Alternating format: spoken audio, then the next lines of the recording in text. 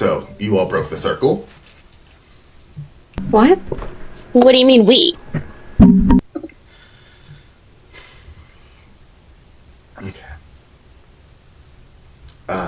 So it's a bit of a long story, but you know how, Roseville Beach, Rose Island, all these islands where barrier islands. Y'all know that, right? You've heard that word before. Where we help protect the mainland when like big storms come in.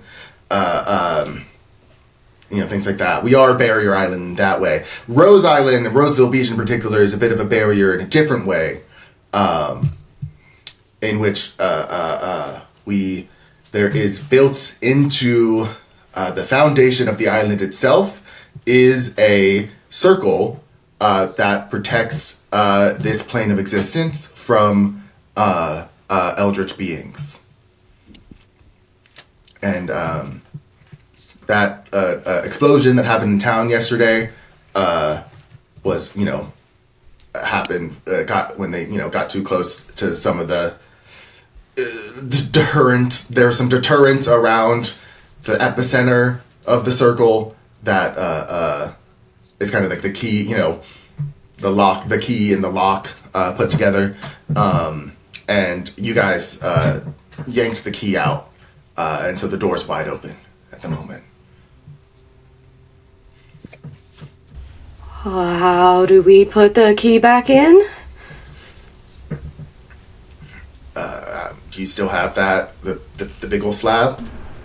Yes. Yeah. Okay. Well, you gotta complete the circle. Gotta fit it back in.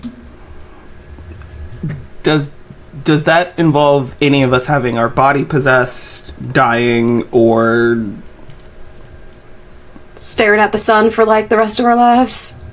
being alive after when we shouldn't be alive at 140 something years old? So that was Alaric. You met Alaric. Yeah. Yeah, that's the dead guy in front of your house. Yeah, he's been dead for a while. He is. Come again? Oh no, he's. He was the kind of a protector of the circle. Kind of acts more of as an omen. Whenever the circle is in danger, and the door's in danger of opening up, he kind of appears. I actually don't even know if it's the real Alaric reanimated or if it's like a different situation. Marcus, why do you know all of this? He points at the picture at Indy. He says, it's my grandpappy right there. Told my dad about it, who told me, and I was gonna have to tell Vic eventually. But What? Eventually's here, so. Yeah, it was usually you do it, around like 24, 25. It's a good time to do it. Vic's daddy passed away, a couple while ago. Came under my care, which is good because I never ended up having kids. So if no one came by, who knows what would have happened? But we are kind of we are the gatekeepers, I guess, of this. It's more like just making sure no one pokes around where they shouldn't. That construction stuff, didn't think it would go that deep. Wasn't supposed to go that deep. I think maybe they just didn't weren't taking the proper precautions. Or, didn't know that was a going concern because normal people don't think about things like that. Marcus? Okay, so you know about all of this. What else do you know? And several facts about marine mammals. What do you... Oh, God. Marcus, if we put this thing back, is everything fine? Or what is the cost here? Depends on if anything's slipped through yet. So is this like a we get up now and start moving, or? I mean, I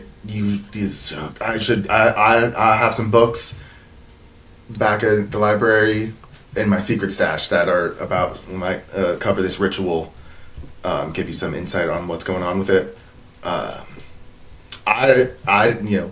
No one's had to do it since the first one.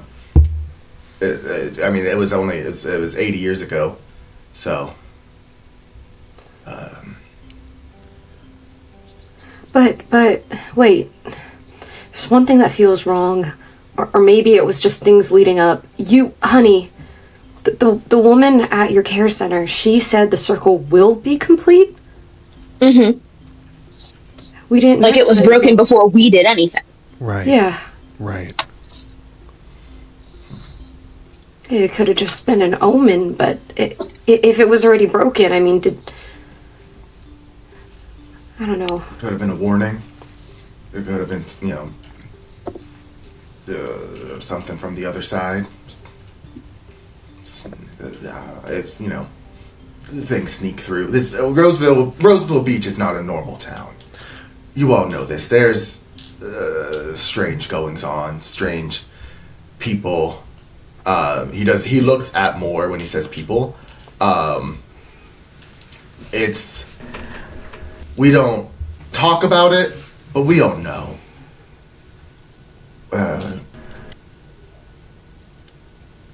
And I know y'all are locals. You're not really from here. But, yeah, the circle must be completed once more. Sorry. I need you to rewind just 1 second. You looked at me weird when you said people. Do you know what I am? Not exactly. But you know I'm not human, necessarily, yeah. And I'd love to talk to you more about that, actually, if you wanted to. I am very curious. What the? Sure, if we survive whatever the hell this is. Marcus, by your logic, would Moore even be able to be here if the circle wasn't already broken before? Or, sorry, Moore, not to say that you're from wherever the beyond is that these other things are, but I don't know. Like, something feels wrong. And why did Vic look at the sky like that? I mean, yeah, what happened to Vic? Why was there a negative? If this is good, then Vic, like if these markings are a defense, why did they put Vic into a comatose state, staring at the sun? And why'd they kill your friend in the coat? Well, I never said that this was good. It is what its consequences are good. The magic itself, it comes from something much, much darker and much, much older. So how did your grandfather know that?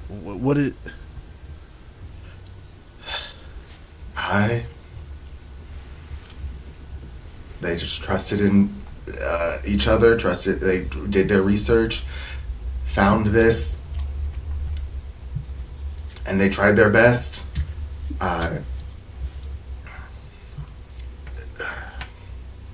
So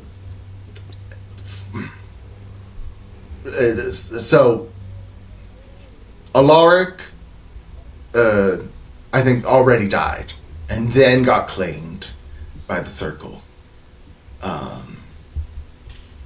The whole looking up at the sun thing is because when you really look deep at some of this writing and kind of get into what they mean, what it really means, you see things that you don't really want to see,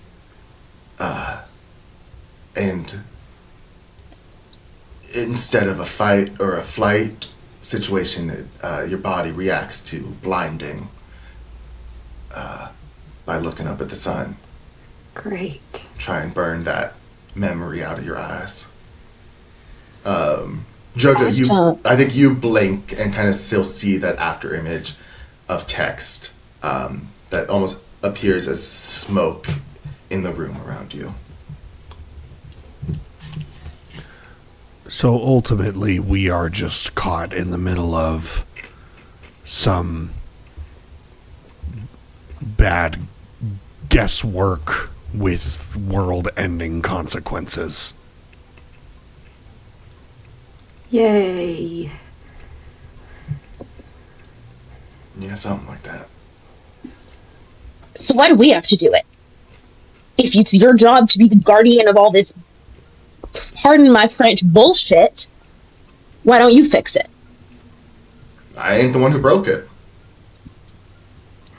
I did. I broke it, technically. I insisted on moving it. This isn't... Jojo, that's not on you. I would have taken that thing out if I could. We did it together. Yeah. Well, maybe not Honey, but the three of us. We did it together. Hey, we're a team. We are a team. About to be a really messed up one if we don't figure out how to do this.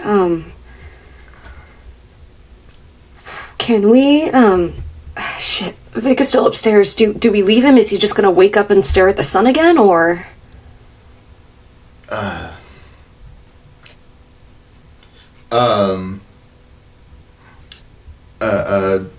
Marcus hands one of you a set of keys.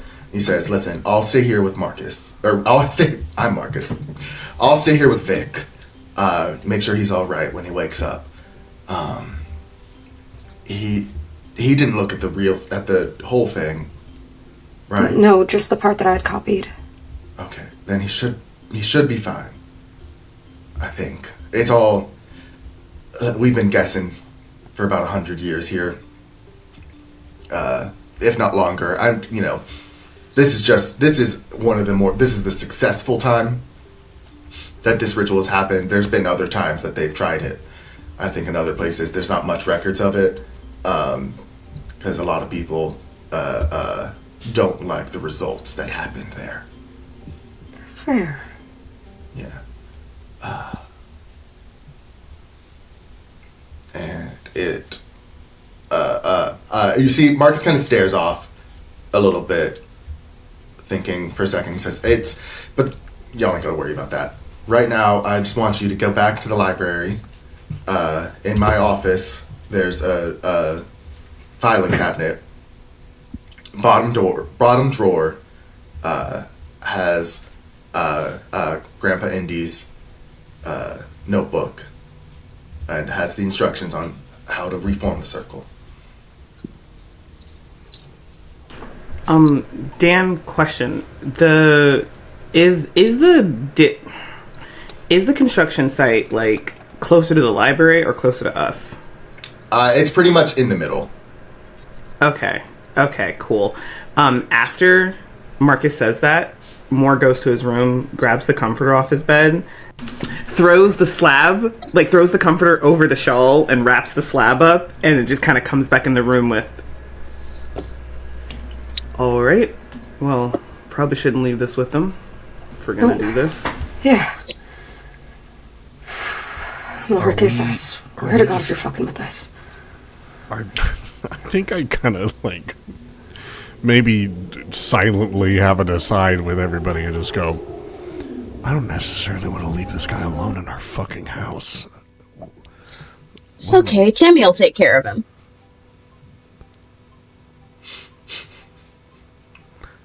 I wish we could talk to her more directly or something and just be like... You hear a cabinet rattle in the back when you say Tammy will take care of him. Oddly, that's the first thing that's made me feel better today, beyond, of course, the guitar.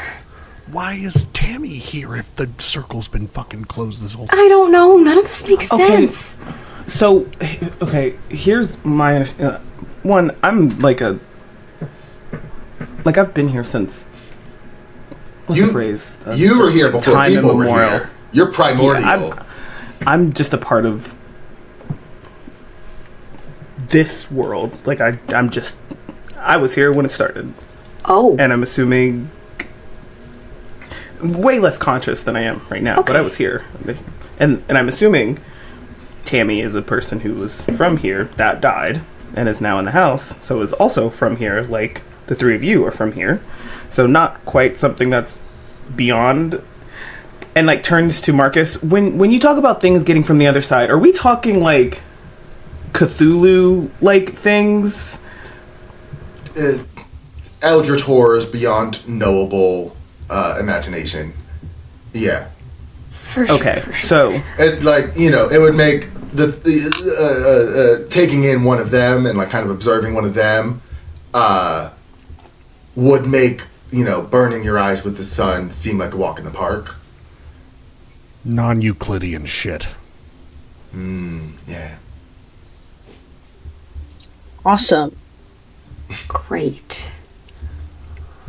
Okay, well, take care of the house while we're doing this really fun magic ritual that's gonna go really well. and not kill any of us.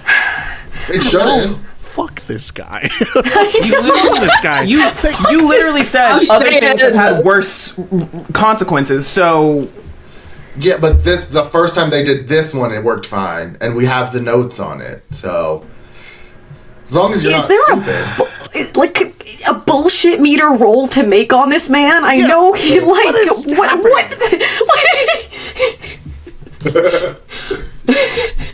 He's being real fucking flippant about shit. I know. probably because he doesn't have to deal with fixing it. Fucking should. He should have to deal with it. It's his job. I mean, he's talking to a person who can turn into a bird, a man with a magic camera, and an ooze who's possessed a person. So, like, flippant is kind of, you know, it's either flippant or compartmentalized, you know? And Honey, who's trying their best. I'm just trying real hard. And that's the strangest thing of all. An earnest human.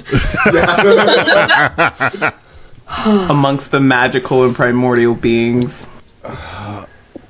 Do we leave him in our house by I don't know what else to do. Vic is here sleeping unless we force him to walk with us to the library with an unconscious kid.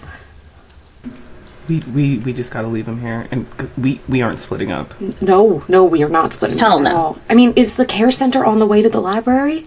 Hey, DM, is the care center on the way to the library?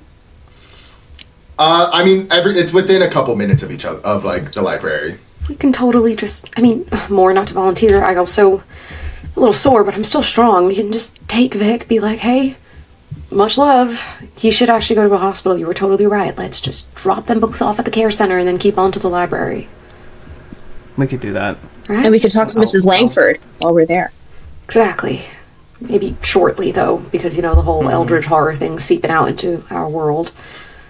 Non-eucalyptus shit, or whatever was just said. That's exactly what I said. Thank you so much. I was trying really hard to remember what it was. Okay. Okay. I don't necessarily want to be dragging around the not literal but close to dead weight of Vic while we. I'll carry him if you'll take the slab. Yeah. More will go up and get get Vic. Yes.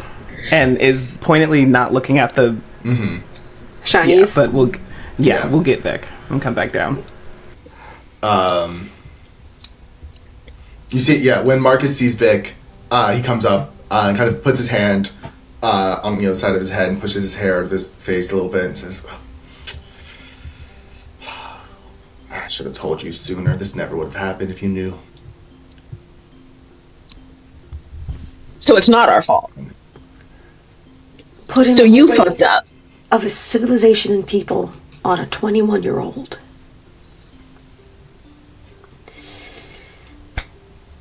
To be fair, it's not usually it's not that much work. Usually people don't go fucking with stuff like this. What Usually- safeguards were in place to have... We walked in there and walked it out in 2 seconds. Well, I guess we didn't walk it out, but...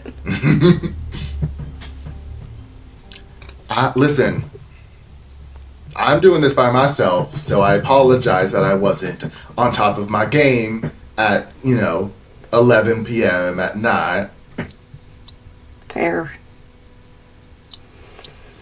And like I said, that construction work wasn't supposed to get that close, so... Whatever. Carry your dying nephew or whatever. Let's go. Oh. He's not dying. I think Elle snorts. Okay, let's go. I think as we're possibly getting ready to leave the house, Elle puts a hand on Moore's shoulder and just really quietly is going to say, listen, I'm not really one for conspiracies, but this whole day and yesterday has me feeling like one. Maybe we don't talk to Dale or pass by the construction site, if that's okay. That's fine. Something about... There's something wrong outside of everything that is obviously wrong that I can't put my beak on or whatever. I trust your instincts, alright? So... Okay. I do think in Elle's mind, there is just that an echo of Marcus saying that construction wasn't supposed to get that close. Mm-hmm.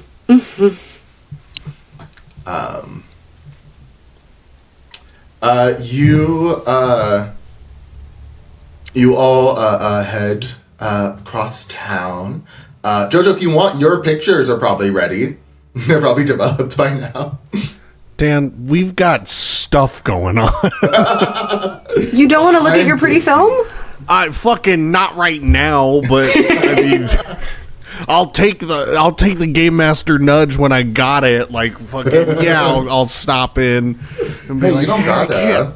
I can't talk. I need my fucking pictures. It's exasperated and worried. I think Lulu just gives you a concerned look and says, "All right, you stay out of the sun a little bit. Maybe get a hat, one of those big floppy ones." Yeah, that'll be the first thing I do when I walk out of here. Is I'm gonna get myself an absolutely enormous hat. Okay. I leave a tip. Yeah. As you turn to leave, you can just hear Lulu say, "Tommy, I think he cracked." The door closes behind you. "I owe you $10. Is there anything of note that I'm seeing as we're walking and I'm like, maybe something can help me through this, and I'm doing the same thing that I was doing with the reading of just like, what is catching my eye as I'm going through each photograph? Yeah. You see, there's several there's pictures of there's some shells you saw. There's one of you got a really good one of a seagull. There's a hermit crab. You get to the pictures of you took a couple pictures of Alaric as he was staring at the sun. You in these pictures, you see that around him is just a green smoke that obviously was not there before, or not there when you took the pictures. The same kind that I could see the first time when the place where the slab was opened up. Yeah. Mm-hmm.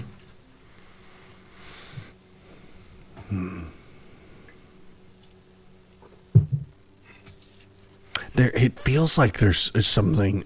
Is it like an emanation, or is it here? I guess maybe this is my question. Does it seem like this glow is something that is attracted to these things of an eldritch nature, or is it an emanation outward from these things? It appears to be an emanation outward. See, that feels fucked up. That feels like something fucky is going on. And see, the thing is, if I said the other thing, it would probably also sound fucked up. Yeah, no, I would say the exact same thing, but this one feels fucked up in a way that feels similarly fucked up to the other fucked up things going on. So I think, yeah, you guys bring, Marcus brings Vic into the care center, and, you know, he bids you guys adieu, says to, you know, let me know if there's anything that you guys need, you know, so if I don't know if there's any supplies or anything you need for this ritual or, like, what have you, but, I'll stay with Vic. Make sure he's okay. Marcus, I need you to look me in the eye and tell me that none of my friends are gonna get hurt by anything that you know we're walking into that we don't know about. You see, he looks you dead in the eyes, and he just says, truth be told, I don't know for sure what you're walking into.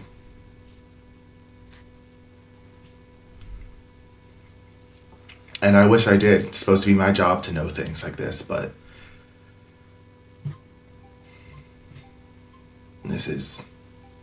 I would say this is new territory, but I think it's actually very, very old territory.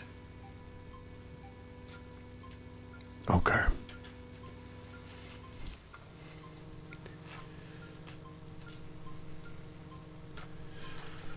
I guess I turn and walk.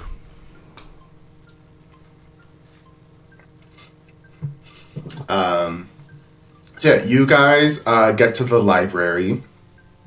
In the back corner of it is a door marked office, private. You slot one of the keys in there and find Marcus's office. It's small, just really has like a desk, filing cabinet, and like, you know, a shelf with a couple tchotchkes on it. You see there's a few like ribbons and trophies that Vic got when he was younger that are up there. There's a picture of Marcus much younger with like a probably like 11 or 12-year-old Vic and another man who looks very similar to Marcus. And yeah, and then there's that filing cabinet like with 3 drawers, each with their own lock. Marcus told you that the journal, his grandfather's journal, was in the bottom cabinet. Open it right up. Cool. Yeah, you see there's a couple things in there. It appears to be these are some like older collections, things that aren't really meant for the general public to be dealing with, but like, you know, that's just part of his job as a librarian is to hold on to things like this. Kind of buried at the back of it is an old-looking leather-bound journal that you see is inscribed with an I. Like the letter I. Sorry, letter I.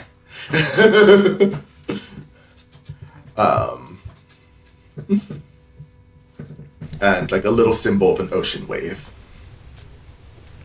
Think if no one For it took me this long to remember what the granddad's name was. I was like, I. Yeah. So I'll just reach in and pull it out, and if Marcus has a desk in here, everything just lab style, like science kids on a project together, put it in the middle so we could all just stand around a table and really put our minds together on what in God's name we're about to do. You thumb through it. You begin to thumb through it and read through some of his writings. It appears to be a lot of research into what you recognize as this language that you saw on the stone slab, that you saw on those cavern walls. it's not full phrases or anything like that. It's not giving you that same feeling that you got earlier. But yeah, he's researching this language. He's researching just like magic in general and like spell work. There's some things that I think Elle, that you recognize as things that like your grandma taught your mom, that your mom was going to teach to you, and like things like old wives' tales and folk magic as part of it. And then there's some stuff that you don't recognize of like some more religiously attuned magic, like things that's more like Catholic God attuned magic, saintly magic and stuff like that, and some even older ancient almost primordial magic, nature magic and stuff like that. Like he's casting a wide net to like figure out how to get this ritual working. I think who do we think is the one who's probably the most intently looking through this book? I'm willing to detective shit this if no one else is. I will, I think, in a very specific way, unless anyone else would like to. I think Elle feels very determined to right or wrong in this moment, is just wanting to see if there's anything in here that we can possibly use to fix this. I think for the purposes, if like giving a helping hand, that Moore's probably the second person doing it because of what happened to Vic, and is still kind of like reeling a little bit about that. Okay. Then then Sid, you're gonna roll for us. You're gonna be rolling on goal, clues, and scared. I no longer have... Do I still have the fear? Or was I resting enough back at the... Oh, I have a fear. I think you still have one fear. Yes. I got it from earlier at the table. But yeah, you still have the one fear. This is a golden opportunity because you have this notebook right in front of you, so that's an extra dice. So that's 4. Yeah, and then yes. Because 3 tables plus golden opportunity, and then more you said you were helping? You're going to be rolling on 3 tables, but we build the dice pool. Oh, I see. You start with 1 dice, just because you have to. Moore's helping, so that's another. I feel sick. It's a golden opportunity, so that's a 3rd. And then... Remind me, your skills... You have skills in repair, right? I do have skills in repair. I also have skills in tracking, if that helps at all. I think you're trying to fix what's broken. So I'm going to say that you do have that prepared skill, or that skill, that repair skill dice. So you have 4 dice you're going to roll. You want, for scare, or for goal, you want a 6. Okay. For scared, you want a 5, and for clues, you want a 4. Okay. Do I use my curse dice from last time, guys, and shake it up, or no? I want. I'd show up to wherever you live and fight you. Dan, cut that out. Let's dock sit on Maine if she fails the roll. I didn't say what city. I didn't say what city. Everybody at home would come and kick your fucking ass. I'm gassing up the car as we speak. Oh no. One big group chat. Oh god. Yay, my friends! Oh.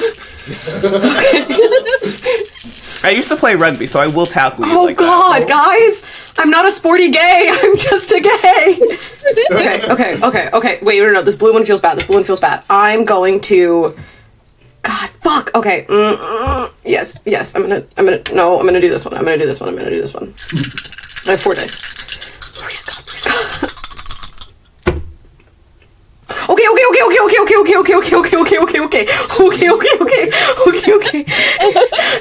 It's 1 6, which is really... Okay, the black dice, a 6, ladies and gentlemen. My gold dice, a 5, ladies and gentlemen. my really pretty dice my friend made me, a 4. And my last dice, a 3. So it's... Really good. We've come up from 7 ones. Started from the bottom, now we're here. Yes. Started from a hole dug multiple levels below sea level, now we're here. Can you stop that? I just want to roll the Hey. pink one to see what it would have done. It's what lies below. Oh. Yeah, and it's that evil pink dice that rolled another 1 when I gave it a chance. You need to throw that die away. It was We really did. cool. It was from a game store was closing, and it was like a dice that I was given. Put So it we in a got the glass curse jar. of the store closing was put on. The store reopened Okay, so the curse. So they put the curse onto the dice for me personally. You got to kill that dice with a gun. So I'm Yeah. definitely gonna put the 6 in goals you said I needed, Yeah. correct? Yeah. So the 6 in goals, 5 in scared, 4 in clues for sure. Okay, yes. Yeah. So you don't get scared, which is good. Yay! You achieve your goal, and I'll tell you what you discover, learn, or realize. So you find essentially Indy lays out what they discovered, like the ritual to be, and what needs to happen, and the things that need. So the stone slab is the key, essentially. It's the key ingredient for this. It's made of a specific granite from a specific quarry that was charged with mystic elements. That I don't think you fully understand, but you're cool, we need the stone. That's for sure. It needs to be low tide. Okay. When the tide's at its lowest, and it needs to be on a cloudless night. And that the door will resist. The lock will resist being with the key. The lock will resist being locked, and may tempt you, and may cause bad things to happen if you're alone or if you don't have support. It suggests having several people to lock this door, to insert this slab back into the earth. It details how the circle underneath this island is a layer of stone that essentially they inlaid runes and carvings to create this door, to create this lock in the door, and the cavern with all the writing with the stone slab was the keyhole. Yeah. So from your understanding, you need to bring this stone slab back, low tide, cloudless night, and dark forces may tempt your mind as you do it, and you should not be alone. Okay. I think she's just speaking out loud, and she's showing the page to everybody with the text and the writing, and is just... Is it a cloudless night? Do we think we have low tide? I don't even know what the tide is at. I haven't looked at the beach. I mean, usually if you go down to the marina or the bait shop or whatever, they'll post it every day on the little chalkboard and they say high tide, low tide. I don't know how they know, but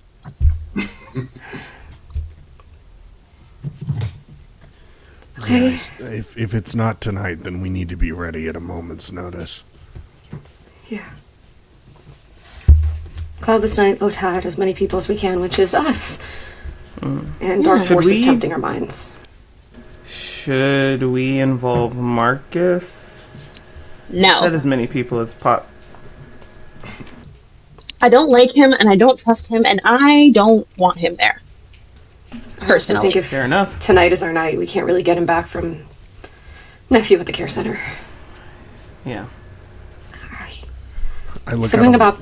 I look out a window. How are the what's the cloud situation like right now? Hey, Deanne has a cloud coverage. Yeah. It's and back to Tammy with the weather. It's it is a cloudless day. It's June. It's like or end of July. It's so hot outside. It's one of those days where you wish there was cloud cover. You like any sort of like even a tiny one that just goes in front of the sun. And I think you can also. Because, like, the library, like, you can see out to the beach and, like, the ocean and stuff. You can see that it's not, like, that the tide isn't, like, is kind of, like, it's mid-tide at this point. It's between high and low tide. And you're right in thinking, like, probably down by the docks and, like, the fishing docks and stuff, they would have the, like, tide schedule and, like, the tidal charts and stuff. Well. Or you're also in a library. Yeah, I guess we check that, and if it's tonight, then we do whatever needs to be done. Just remind yourself going into this what's real and what isn't. Remind yourself of what you know about your current reality, even in the craziness. And there was also a note in the journal that of one final ingredient, which is a strong willpower. Okay. Strong hearts. So yeah, you go down to like the marina, down to the docks. There's like a bait and tackle shop that outside, has the track the tide and has that. It says low tide is between like 11 p.m. and 3 a.m. Like it's like that's like or like not 3 a.m. like 2 a.m. Like middle of the night is when the tide will be at its lowest. What time is it now currently? Currently it's probably like I want to say it's like 3 or 4 p.m. Fuck it, we gotta make an afternoon of it. We're all just gonna sit with our little feet in the sand together. Is there any, obviously, like, the ritual has its things that it needs and everything like that. Is there, like, a physical component that we need to set up here that we need to start with, like, carving a circle in the sand or, like, doing anything extra beyond just, like, placing this black where it needs to be? It appears that that's, like, the main thing is the stone slab being placed Okay. in the center of the circle. Oh, I really don't want to get near the construction site. There is something more about... You said, did Dale come up to you or did you go to Dale? Hey, Dan, illustrious GM. Did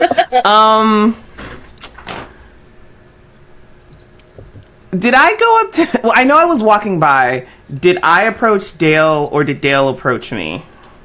Dale, Or did Dale look at me and then I came over? Like, who initiated something? Dale was he was essentially traffic control and was warning people that as they walked by that this walkway was closed because of the construction. So it was a little bit of you were walking up and Dale approached you as you were getting close to construction and be like, hey, you got a detour. Gotcha. Well... But I will say, when you were going to run, like when you were gonna get into like where the explosion was, Dale did approach you to stop you.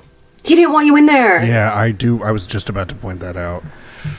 Well, I mean, it could also be because he's a good municipal employee and he doesn't want you to get blown up by a sewer man. yeah, there's also that. But he didn't stop me and Honey. He stopped you. I don't know if he was paying attention.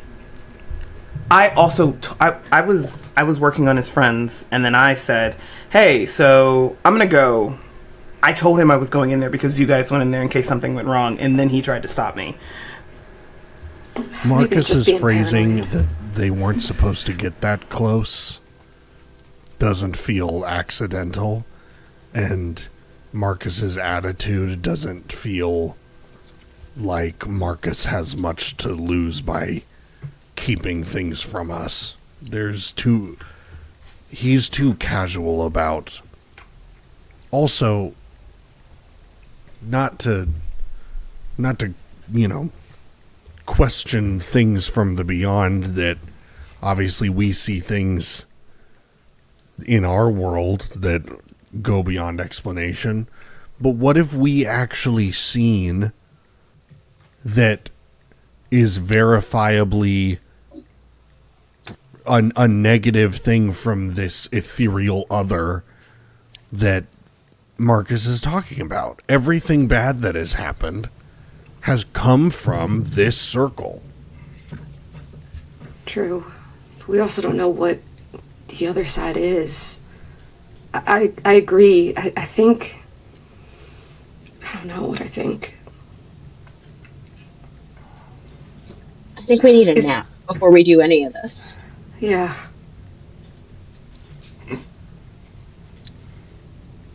Is there anything else in the journal that speaks about why they would have needed this beyond just the ritual itself? Kind of listening to what Jojo just said and then looking back at the writing that Indy did. Can I see any reasoning of like why we need this? We need this. Things getting worse, things getting better. Like why they needed this lock. Yeah. That's what you're asking, right? Yeah. In this journal specifically, I think it was more of an insurance, not necessarily like it wasn't like a like it. It's because it talks about the previous attempts to do something like this. Okay. And those failures, and like what they learned from those failures and stuff, and how they did it. Then there's places they did it, tried doing it in Massachusetts, in mountains of Massachusetts. They tried doing it out in the plains of Texas. They talk about did it up in Canada, up in Newfoundland, and which all ended in failures. He kind of talks about it not like it's like this is a dire situation, this is a thing that needs to happen because things are getting bad. It's more like this is a thing that needs to be done before bad things happen.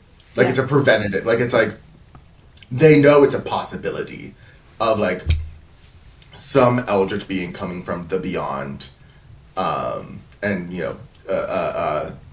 taking destroying the earth or taking over humanity or anything like that. And so they created this lock to keep them out. They created this barrier to keep them out. The whole purpose of this island is as a barrier.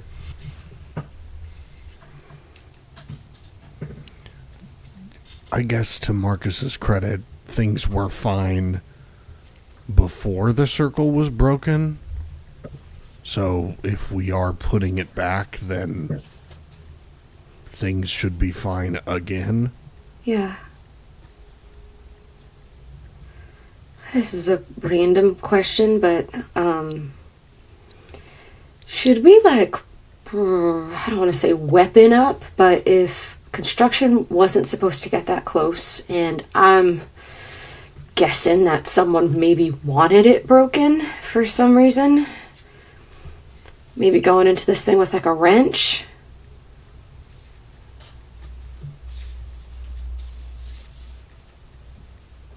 Wouldn't be the worst idea. Okay, we have a little bit of time just before this. I don't want to go off and be silly, but maybe if it's okay, I could stop by the community center, get some of my tools, just a hammer, a wrench. Okay. Then... I will also say there is the mechanic of doing a supply check back at your bungalow. Yeah, that's right. We've never done that. Hey! Heck yeah. Let's do that. Yeah. Let's go use the game. Hey, see that, Richard? Never before seen the mechanics. We put like sand and a leaky shower in our place so we could get things if we needed them, and then we didn't use them. I'm looking for it in the book. Yeah. Okay, Dan, I would like $100 million as well from this little roll thing we're doing. I don't know what for in this instance, but I'd like that. Mm-hmm. Not for my character, for me, the player. Yeah. Please. Yeah. My Venmo is... I was looking at my Venmo at... yeah. I'll read the little blurb for supply checks. When you attempt to get supplies from your bungalow, roll 1d6. If the number is equal to or less than the bungalow's supply rating, they find the item. If it's higher, they find something else that will do in a pinch, and their supply goes down by 1. When the supply reaches 0, they can't return to the bungalow for equipment again. You can return to the bungalow, you just can't do supply checks. Even if something was there before, it becomes borrowed, misplaced, or lost. I have a question about that. Yeah. Oh, thanks for the high five. Do we need to be careful about supply use now? Like, will the bungalow's supply rating come back to bite us in the ass in 50 years? Maybe. Great. That's what I was worried you'd say. You cheeky Awesome. motherfucker. Yeah, use the game mechanics, guys. That'd be really cool. Go back there, see what happens. I said the eldritch beings will try to tempt you. So you guys, the bungalow has a supply rating of 4, but because you guys have a poltergeist, they will add 1 to your supply roll, which is bad because you want to roll low. Oh. Damn it! Tammy! No! Absolutely. Was like Tammy in for the clutch. There's someone named Tammy watching this, who's like, what? God damn it, Tammy! Fuck you, Tammy. Tammy, No, you're out of Tammy, I the love group you. chat going up to Sid's place. Fuck you, Meg. You gotta get your Tammy, own we're going Uber by on the way yours there. next. Yeah. Everybody go to Tammy's fucking place. We're beating up Sid, then we're beating up Tammy. Yeah, after We're only Sid. going to down lightly, Break for lunch. and then they can get in the car for the On ride. the ground. Yeah.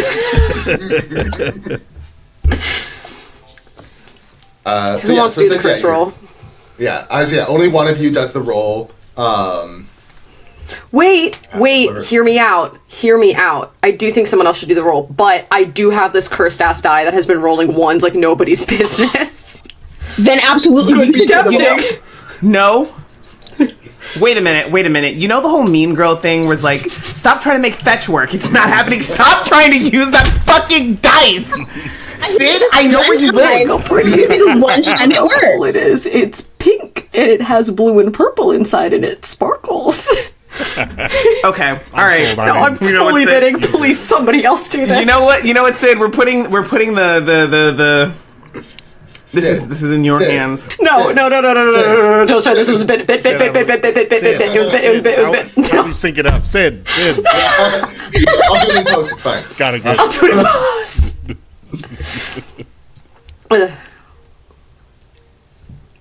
God, I wasn't gonna. Do you actually want me to roll this cursed Yeah, ass fucking die? why not? Okay. Yeah, go ahead, Sid. It's gonna be The a worst that 6. could happen is that you do bad, we all die, and it's really funny. Adrian's gonna kill me. And I cancel And the we'll have rest to bring of us it. back from the dead for the rest of the campaign. I don't think this can kill us, Dan. Don't make me a liar. So I'm just gonna get this hammer. Fucking, we're all dead. Listen, I have only had a PC die in 2 games.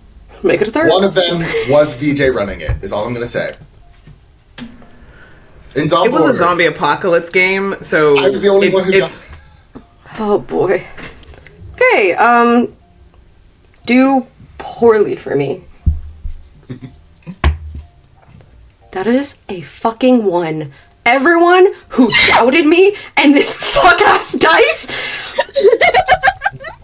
I mean, in a much broader sense, it did exactly what we thought it was going to do. This I is think I need the to destroy and blow up this dice, guys. I think I need to blow this dice up. It's somehow weighted to be on ones only. Like it's No, but I was pre-rolling like before the game started. Yeah. I take all my dice together and go and I do my little roll. 6, 4, 5, 6. It did roll 3 6s in a row. Is now what is coming to my mind. Tammy, get fucked. Tammy, fuck you. But hey, not so yeah, disturbing. you Yeah, you find what you're looking for. It's you find if you're looking for some sort of weapon or something to protect yourselves. I'd say you can each probably find like something. I'll say you can either each one of you find a small thing to protect yourselves, or you can find one like big thing. A big thing like a gun.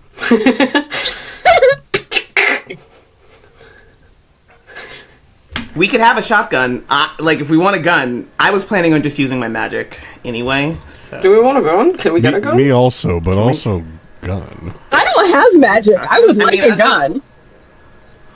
Okay. Can we give a gun to Honey? Give Honey a gun. Come on. Give Honey a gun. If you give a Honey a gun. Exactly, I was about to say! If you give a mouse a cookie. I love that one. I think there's I think in like there's like an attic that has Mrs. Langford, her like late husband, all of his like a bunch of his old stuff is just up there. And I think you find his old hunting rifle. Hell yes. Very excited. Yeah, and also some bullets. Sure, yeah, like I'll be nice. Honey with a gun. I'm feeling a bit more like myself. Listen, the second she picks it up, you can tell this is not her first time at the rodeo. And that's why Honey. You do the whole like let the one in the chamber fly, load it, do the whole thing. It's like, all right, got it. You know how to shoot. Full of surprises. Cool.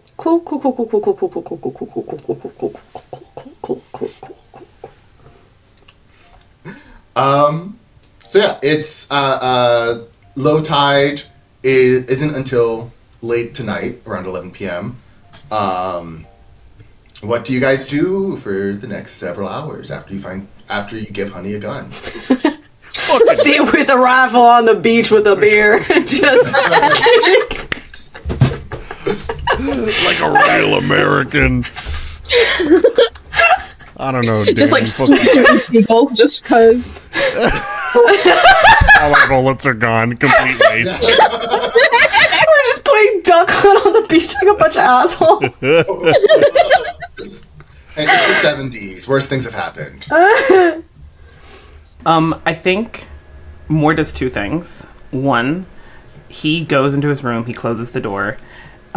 He lets the other Moore knows what's happening because he's in his head, and he'll read all of the letters again. Like, I don't think he ever read them. I think he got them, opened them up, and he'll read all the letters, and then he will go and call Moore's mom.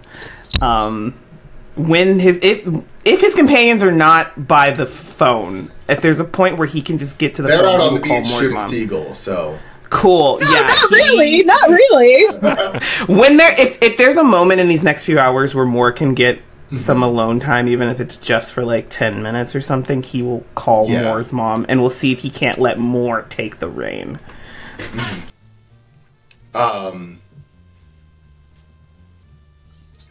I think there's a moment where you can where you have that private moment. You tap into Moore's memories of her phone number, of like his parents' home landline, and you dial it in. You hear it rings, and you hear a woman's voice pick up, say, hello. You let actual Moore take over? Yeah, I let actual Moore take over. Roll 1d6 for me. 3. Give me 1 sec. Let's see. It's times like these I wish I knew Dan's full government name. Hey. Dan, we know where you fucking live. Third on the beat up list for the eve. Are you gonna do this to a black man, an actual black man in this moment, and not a primordial ooze riding a black man's body? Riding is a crazy way to describe the relationship going on there. Town bicycle. Save a horse, ride a more or. Save a horse riding ooze? I don't know, man. I think you feel yourself relinquish control.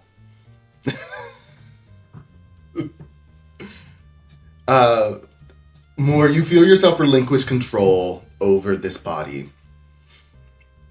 And you, as the woman's voice says hello, you blink, and suddenly you hear just the dial tone on the other end with tears streaking down your face, as Moore did have a conversation with his mother. But you weren't there for it. And you can feel your face is streaked with tears, your eyes are puffy, and your throat is raw. But you feel a sense of... you feel a sense of completeness. A sense of satisfaction. And a sense of love. I think for the first time since he's, like, taken over this form, there is, like, at least a little bit of a weight lifted off of his shoulders about what that's meant for this actual person. Yeah. So you said there was 2 things. So that was the first.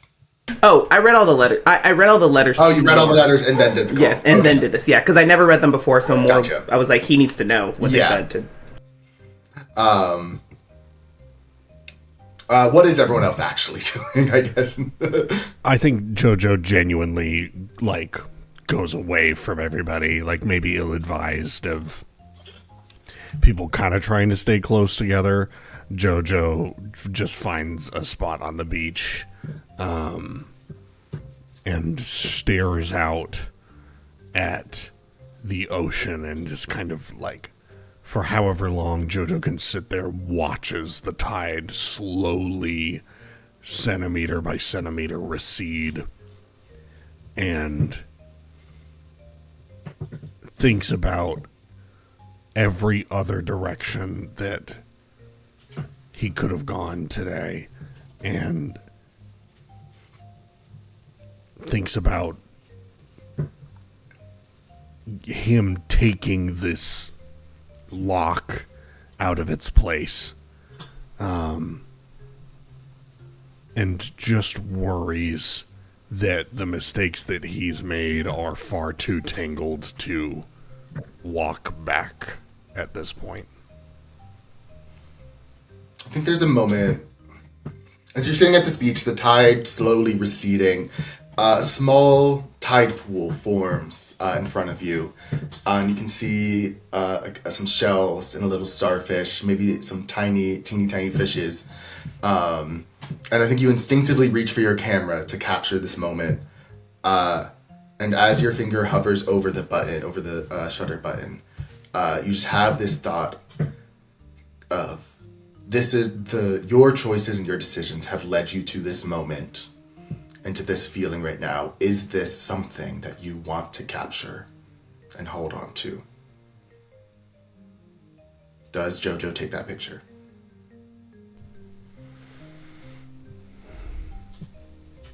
I think as JoJo contemplates to that minutia of if this then that, and this moment being a culmination of JoJo's decisions, I think he wrestles with the fact that it is a decision in and of itself to not engage and not take a picture, but at least he's not affecting something. And I think he just kind of puts his camera away and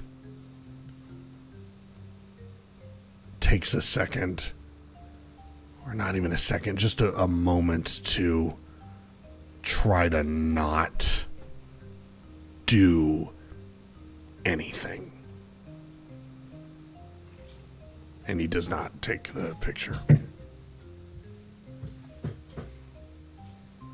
you just let the tide keep rolling out.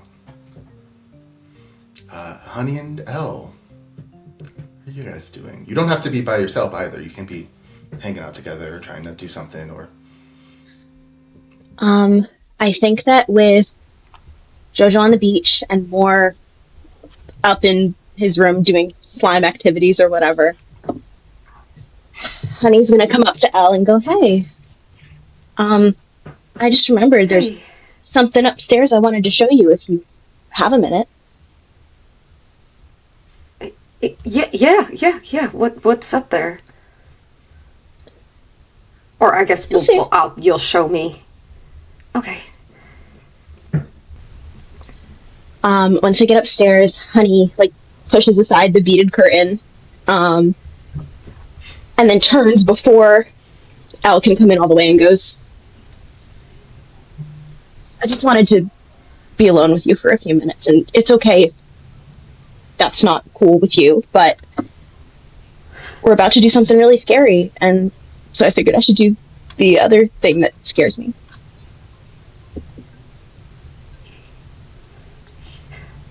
Elle keeps trying to talk, and she feels like her tongue is swollen in her mouth, and she's just looking at Honey and then down at Honey's lips and looking back up at Honey's eyes, and she's just wide-eyed. And she's like, yeah, for sure. What's up, Honey?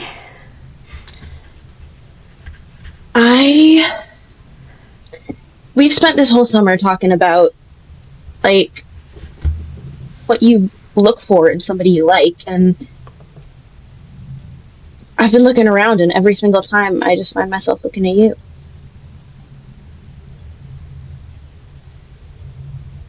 Really? Oh, hi. Oh. Same. I'm sorry, I waited too long to say anything. Yes, you're kind of like, air. Like the way you walk into a room, any room that you want to be in, just free and flowing, and that's something that I just, you never really expect to catch or, stay, so I wasn't really,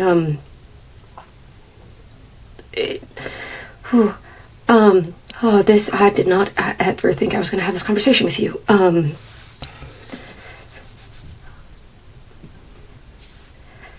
Fuck, can I kiss you, please? Please. If you're okay, thank God. And I just bring her in to the biggest, awfulest, teeth clacking kiss that Elle can manage in this moment. As they're kissing, Honey is gonna use the toe of her boot and kick the door shut. Yeah. Yeah. Love is real. Love is real. Let's go, lesbians. What is it about role playing? I got more scared to do that than I did to kiss my actual real life girlfriend. No, truly, that is how it works. It's because everybody else is watching you do it. I was about to say, it's like, yeah, it's because you're, yeah. I can't just let out. There's 3 people staring at me. I know, I was like, should we leave? Do we need to, this seems private. Hey, can you all give us a moment, please? God. In the midst of all this sadness, Moore's love, romance, I'm a whore senses tingle as... Just an awful shuffle in the next room, then ow! No, I'm gonna... Okay, yeah, we're fine. It's just back to silence. I think day turns to night, the sun sets, casting orange glow across the town. Stars begin to peek out. No clouds roll across the sky. So, Moore, do you go to the docks to meet Dale at 9 p.m.? I fucking forgot. I forgot about this. I totally fucking forgot. He's gonna drown you in the docks. He's gonna drown you in the docks, bro. It's a conspiracy. He's gonna drown you in the docks. Yes, I do, because I need to know where this is going. Do you take us? I'm shutting up. I'm not there. I'm having lesbian things. Okay. Fuck. Actually, I think I will tell JoJo, hey, so I was supposed to have a thing with Dale, and part of me thinks I should go and see if he's involved in this. And I don't know what the other two are doing, but I figured I should tell somebody that I was gonna do that. Is you see JoJo like visibly upset? Is there any evidence of what was going on with actual Moore and however that may be affecting you? Is any of that visible in this moment? I think your eyes probably may be a little puffy still. Yeah, then you'd see that, but otherwise, like, very put together.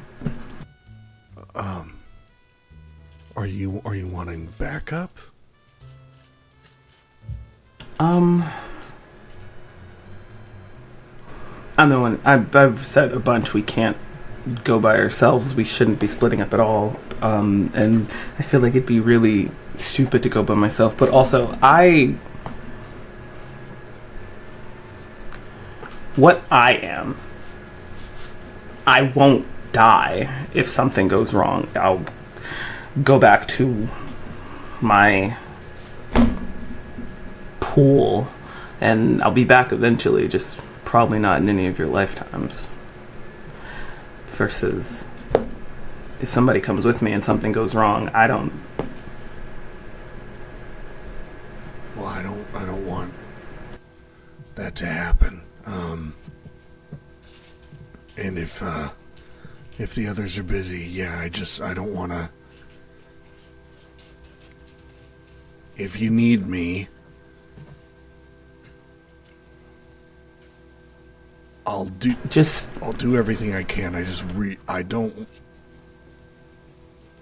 want to drop the ball here. So if the others are busy, yeah, I'll go with you.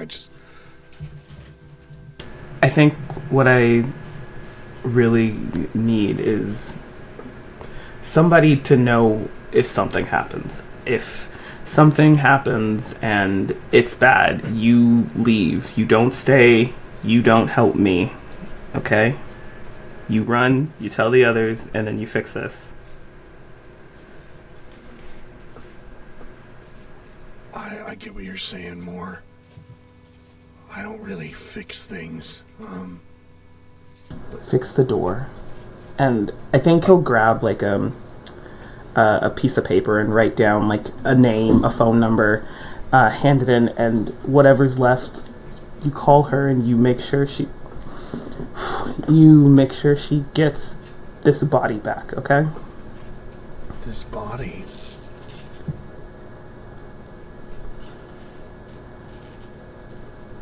This isn't just I didn't just pick this. There's this kid. He just fell into my pool, and I wanted it so bad. I'd been here for too much time to count, and I heard everything, and I wanted to walk around. I wanted to know what it was like, so I probably could have let him go, pushed him out or something, and instead I just kind of latched on, and it's been me and him this whole time, and I think JoJo kind of starts looking more up and down, and I kind of gently put my hands on your shoulders, and I say, this is this more? This face, this form, it's more. It's like I need something to be attached to not be stuck where I was. And you just kind of exist on side by side this person, or on top of, or I'd hear his voice sometimes, and I didn't know if it was real, if I was feeling guilty, and I didn't want to know at a certain point, so I never. And then today, he's there. I can give him back control. I let him call his mom. oh, so is that maybe why you're a little more willing to walk into a scenario you might not walk out of, because it might mean that this person walks away, maybe? I don't know what happens to this body if something happens to me to the point where I'm split from it. But it's not permanent for me if I go. And I can find out what's happening, and you can tell them if something goes wrong, and you can make sure his mom, if it comes to that, has someone to bury. This person, what is it like for them? Do you know?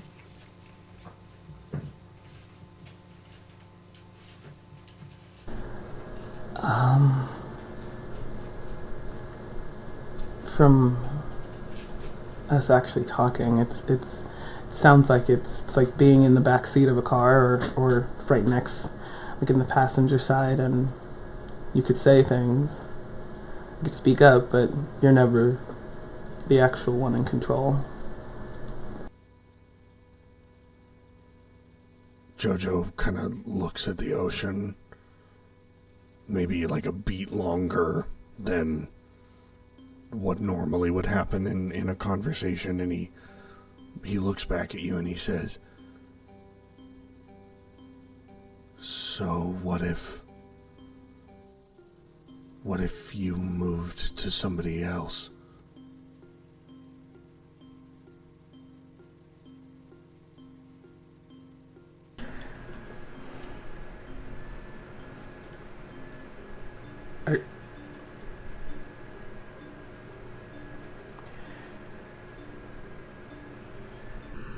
Jojo, it's...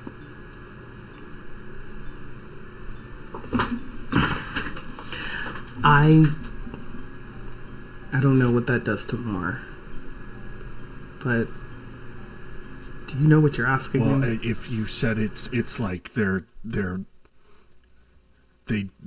just kind of take a backseat role, and maybe that's, you know, something that somebody, maybe then they don't have to mess things up all the time. If what if maybe this person gets their life back, and you can live this life that you deserve, and I want you to be around here, and what if then you put me to better use? I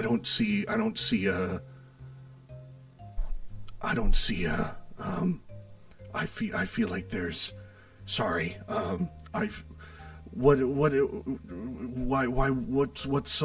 wrong about that?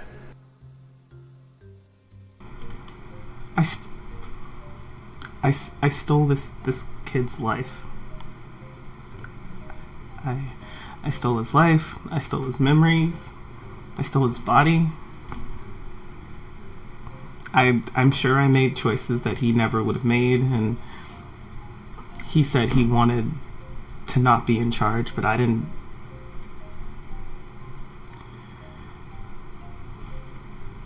And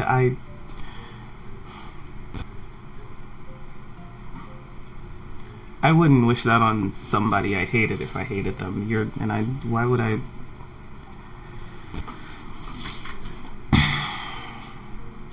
there's a big difference between something being freely given and something stolen. And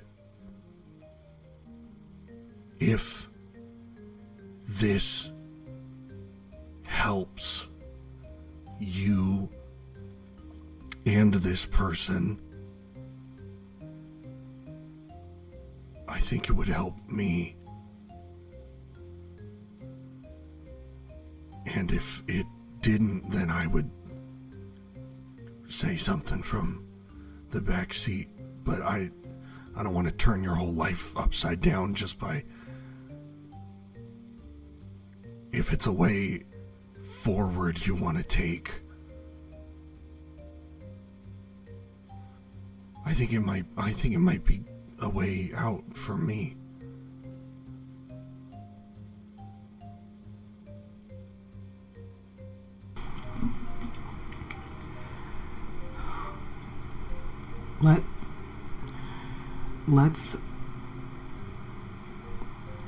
Let's fix this first, and then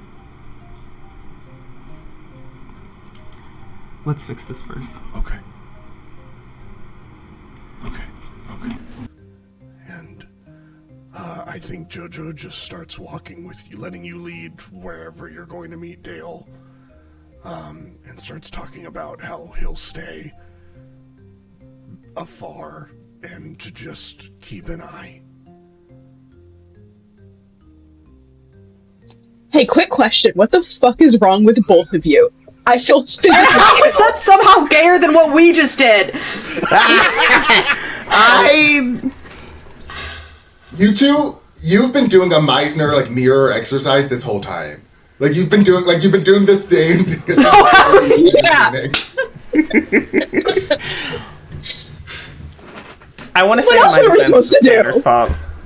It's Tanner's Yo. fault. It is my fault. I Put me to better use of the gayest shit I've ever heard a person say. Yeah.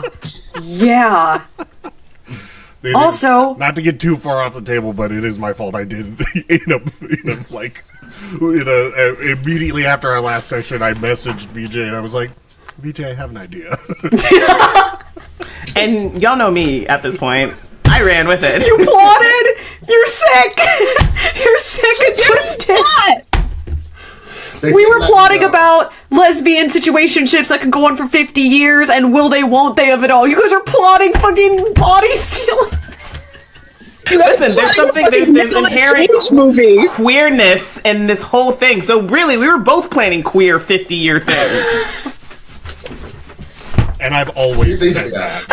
are two different pulp novels happening at the same time. Yeah. They really are. What the fuck? Moore and Jojo go to the dock. Jojo, you stay a little bit further back, back in the dunes, close enough that you can see, everything that's going on, even in this low light. Moore, I want you to roll a d6 for me. Why the fuck do you keep doing this to me? 5. Okay. You go to the dock. It's probably 5 minutes to 9. When you agree to meet with Dale. You go, you sit, let your feet dangle, see the ripples, and the waves going by underneath them. The water a little bit too disturbed to see your own reflection in. You can hear the crickets chirping, the frogs singing in the back, as that cool air comes off the ocean to wick away that late July heat. You wait. Time ticks by. 9 o'clock comes, then 9:05, and 9:10. By 9:15, you're a little concerned that Dale is not there. You're a little confused. Partially because Moore's not used to being stood up. Partially because you think there's some reason why he's not here that you don't like.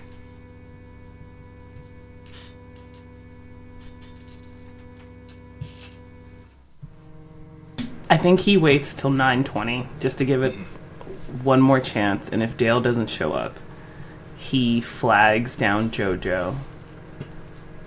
We should go get the other two, and I don't know. Maybe something else came up. Maybe one of his coworkers was kind of more hurt than the others. But it doesn't feel right. No, it doesn't. Even outside of the, like, nobody stands me up. I mean, not with my reputation, That certainly but is part of it. But no, this feels wrong on a couple different fronts. Let's get the others. You all, Jojo and Moore return to the bungalow. You go up, you knock on, you go up and you knock on Honey's door. And I think both Honey and, Elle walk out. Hey, sup? Sup? Hey. hey, so you it kind of pulls Al over for 1 second. You remember how I said I knew, there were people that liked you, and, well, I couldn't share who it was. You knew the whole damn time? I'm not blind. The whole time? No the offense. whole time? You could have ended, like, months of me pining, bro. Like, months. That was not my place to tell you. And you know I'm right. But I'm glad, and just give you a peck on the cheek. We do have something actually serious to tell you, so... Yeah. Aw, did you guys have sex too? I think as you say that, Moore looks like gives Jojo this just like his face transforms from like serious conversation to like just kind of crestfallen for a second. It's very visible, and then it's back to like and like there's kind of like more emotion in his voice at that point. I went to the docks to see Dale in case something was off. Yeah. And Jojo came because she shouldn't go by herself, and we didn't want to bother the two of you. And he never showed. Oh. And it felt, besides the obvious reason, like I've never been set up, it felt strange given everything that's happening. Yeah. Do you have his Maybe number or he's not something? even bad plotting. Yeah, do you? No, we would just make plans and show up. Fair. Well, we have to head back to the construction site anyway. Maybe he's working a late one. Hopefully it's something like that. Yeah, I really don't want to be stuck as a bird for like another half a day, but I might, I'm gonna stay me for a while, but if shit hits the fan, I might, shrink for a bit, just a heads up. Okay. Are we ready for this? We're good? No, but I think we gotta be. yeah. I mean, Okay. being brave isn't about not being scared, it's about doing it anyway. And we're brave.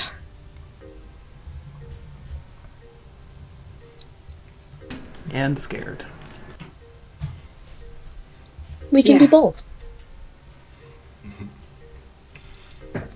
I'm gonna grab Jojo by the arm before we leave the house. And I think Elle opens her mouth, and then she doesn't quite know what she wants to say, and she kind of takes a deep breath.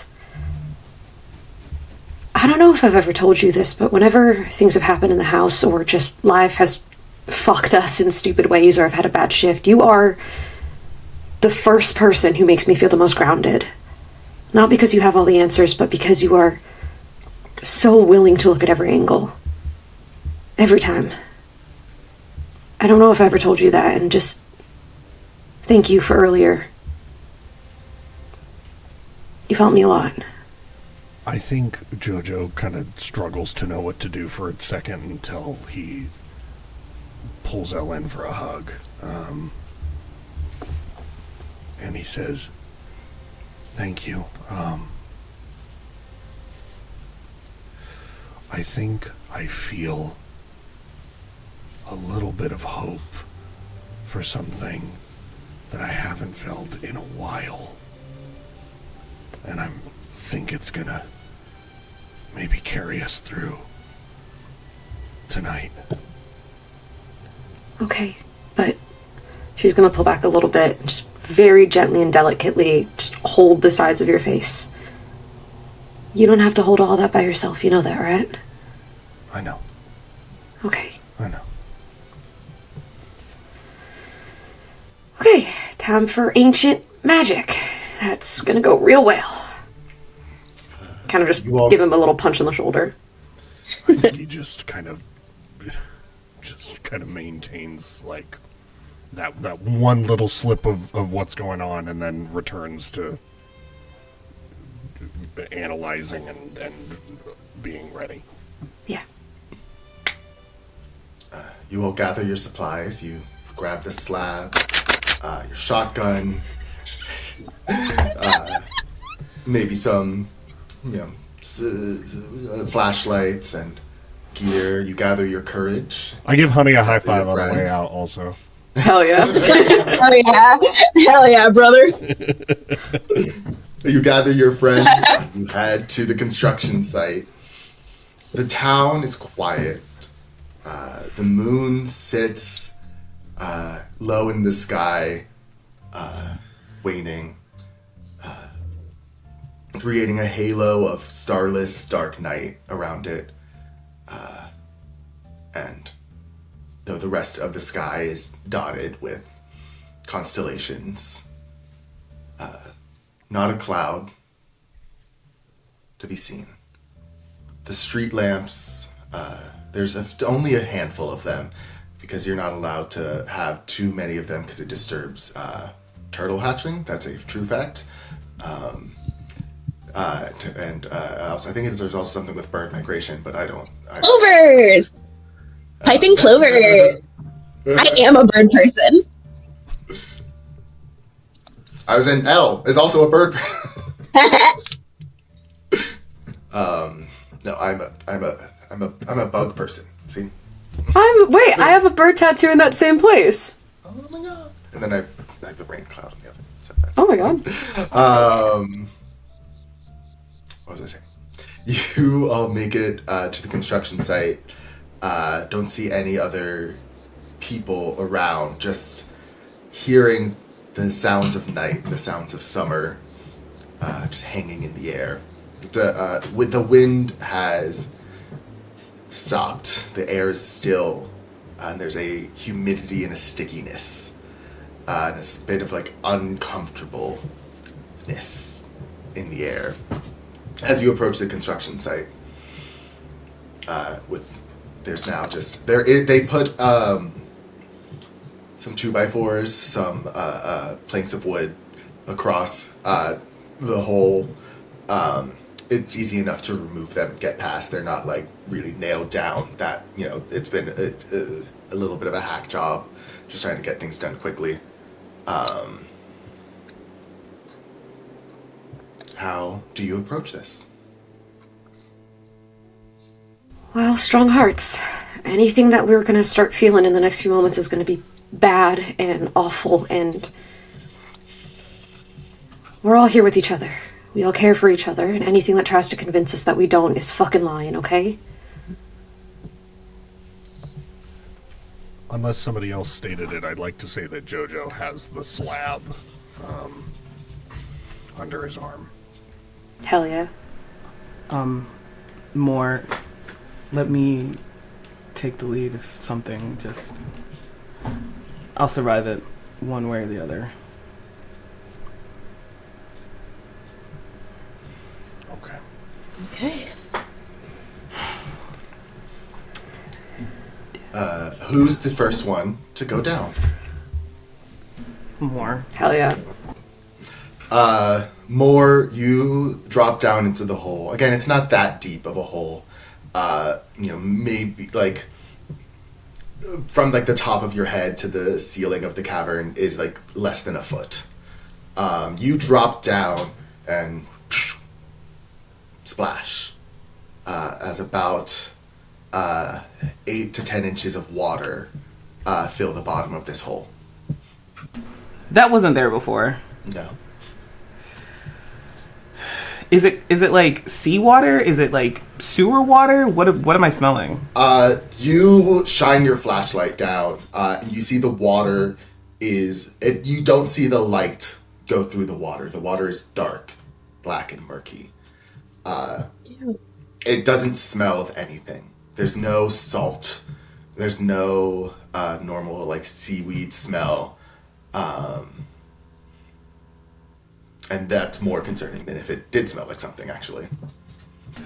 There's some strange water down here when you jump. Water? It's not sewer water, and it's not the sea. What's it look like? It's so dark, the flashlight's not shining through it. Like oil? Dan? No, it is like, it's not as like viscous as oil. Okay. Like it feels like water, but it's just black. The fuck? Can I? Nothing's attacked me yet. Just be careful. Any like moves out of the area for other people to jump down. Can I look around? And is anyone watching us go into this? Is anyone around currently? Is there anyone on any like tops of buildings seeing us do this? Batman ready to descend on us? There's not a soul in Roseville Beach who's aware of what you're doing right now. I hop down with Moore. I think Jojo is particularly trying to stay as close to Moore as possible. I think Moore gives him like I think it's a little bit of an unreadable look. Like you're not even sure what's going on in his head right now as you are sticking close, but he knows what you're doing. I think Elle looks at Honey before hopping down. We really need to live through this and like have a talk after everything if you're like down with that. Yeah, for sure. Sick. I think Elle gives her another quick kiss and then does her really awkward, fun shuffle down into the hole to join them. And Honey will bring up the rear. With the gun. Yes. Honey with the gun.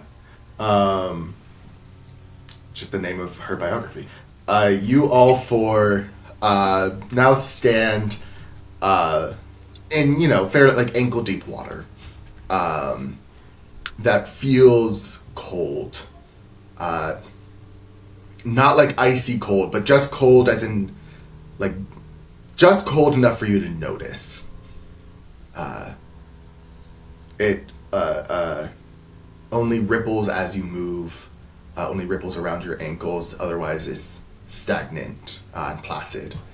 Like a glass mirror reflecting the stars above through the hole. You have the slab.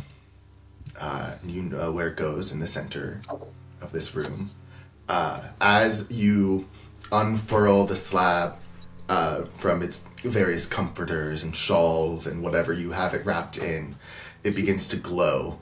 That sickly green glow that you see, all the letters carved, all the writing carved around this cavern begins to glow in unison, circling down around you, down under the water.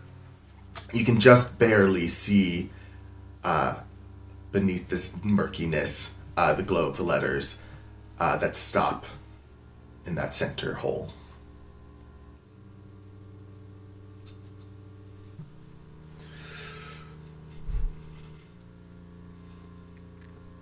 I guess I'd walk forward to place it.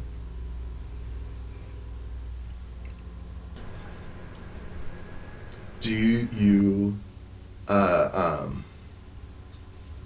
does everyone help place it, or is Jojo, are you doing this on your own? We help. All of us together. Oh, yeah?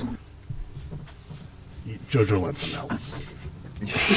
You all take 4, line up around this stone slab, lower it down into the water. You feel goosebumps go up your arms as it plunges into this deep darkness. You can feel the slab pushing into place Feel it vibrate a little bit. And feel that green light swell. And then suddenly, darkness. As you all feel your consciousness leaving your bodies for just a moment.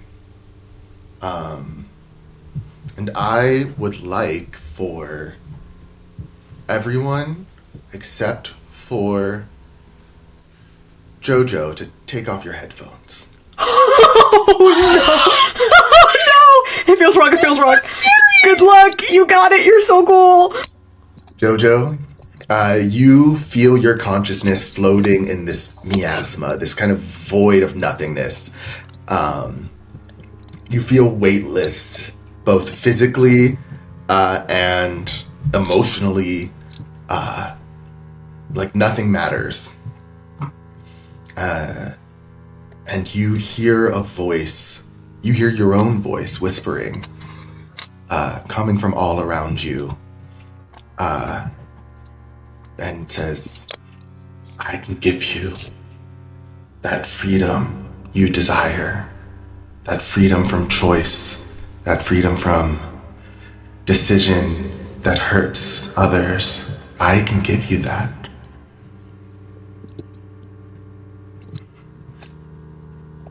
How? Just leave the door open.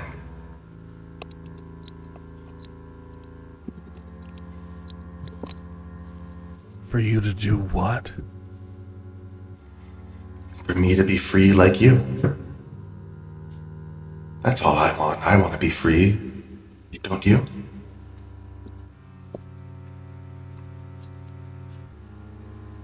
No, I think you misunderstand me.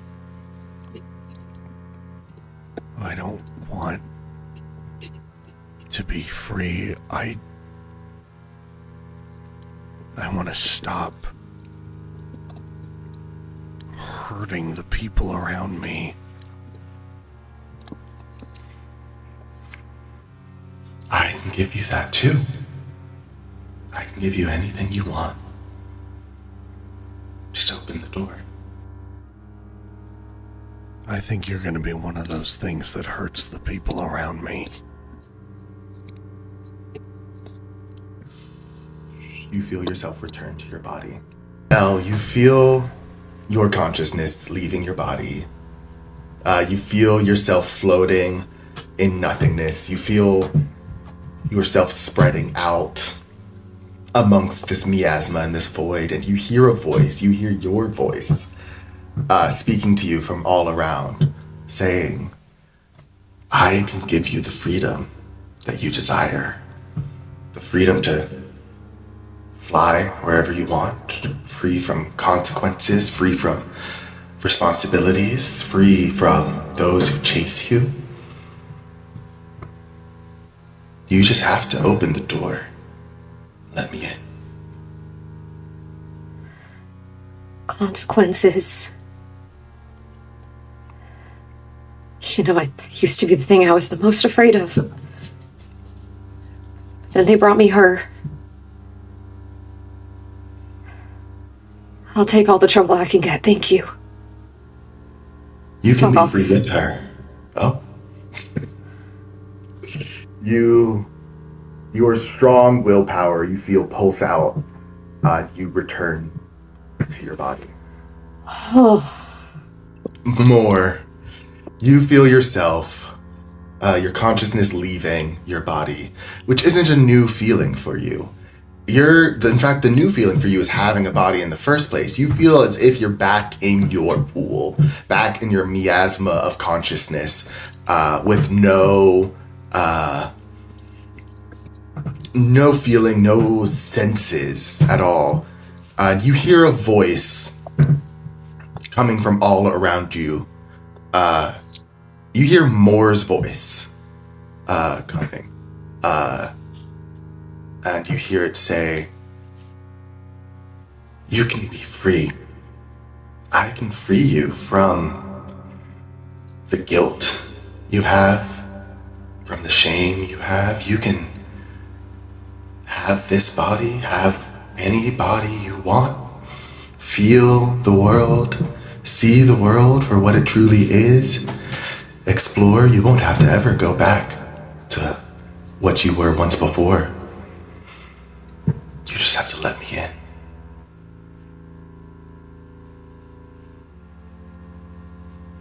Don't you want that?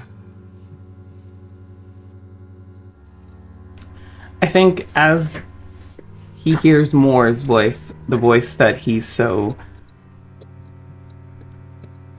has such intimate knowledge of, that's been in his mind for the years he's been here. He thinks about today, the actual first time he's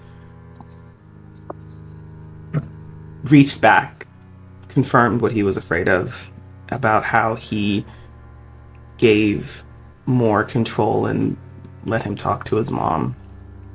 And he thinks if this being had asked him that question 2 days ago, before any of this started, it would be so much harder for him to say no. But I took this body because I wanted to see what it was like to be a person. The guilt and the shame is what it's like to be a person.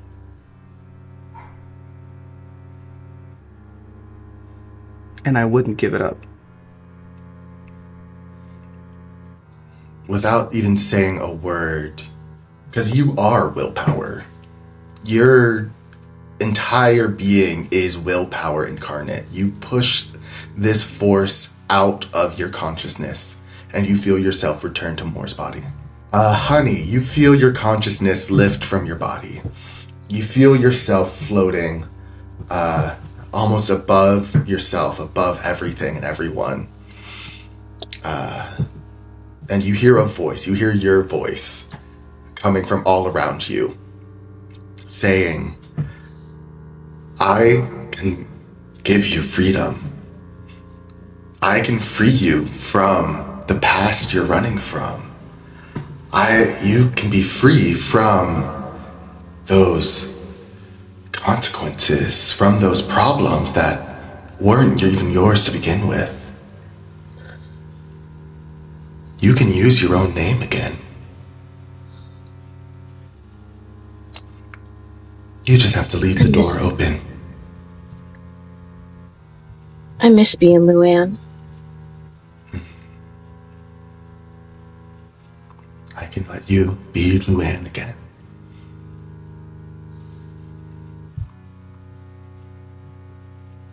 Won't they be mad at me? They don't even have to know. They won't know. I promise.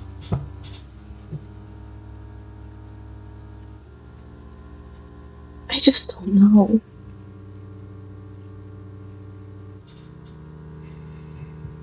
You can be free from that fear too, from the fear of the unknown. If you're not running from your past, you have a lot more future to look forward to.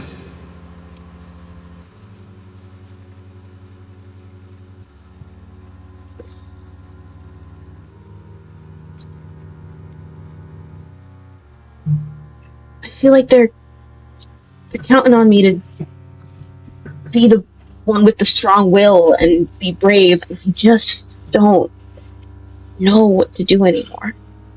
It's okay. You don't have to be brave. Being brave all the time is tiring, ain't it? You can just be free.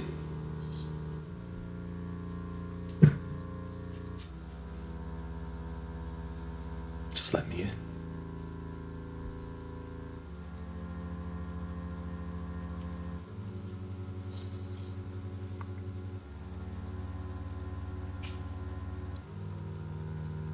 Okay. Good. And you feel yourself return to your body. and you feel your friend. You can see your friends. They don't see anything, but you can tell that you left a crack